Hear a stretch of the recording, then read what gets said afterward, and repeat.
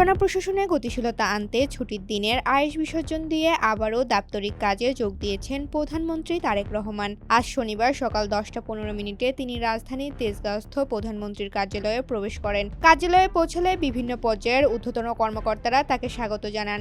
জানা গেছে, আজ দিনভর তিনি কার্যালয়ের বিভিন্ন বিভাগের কর্মকর্তা কর্মচারী এবং অধীনস্থ দপ্তর প্রধানদের সাথে মতবিনিময় করবেন। এর আগে গত 21 ফেব্রুয়ারিও তিনি একইভাবে ছুটির দিনে অফিস করেছিলেন, যা প্রশাসনের নতুন কর্মতৎপরতার ইঙ্গিত দিচ্ছে।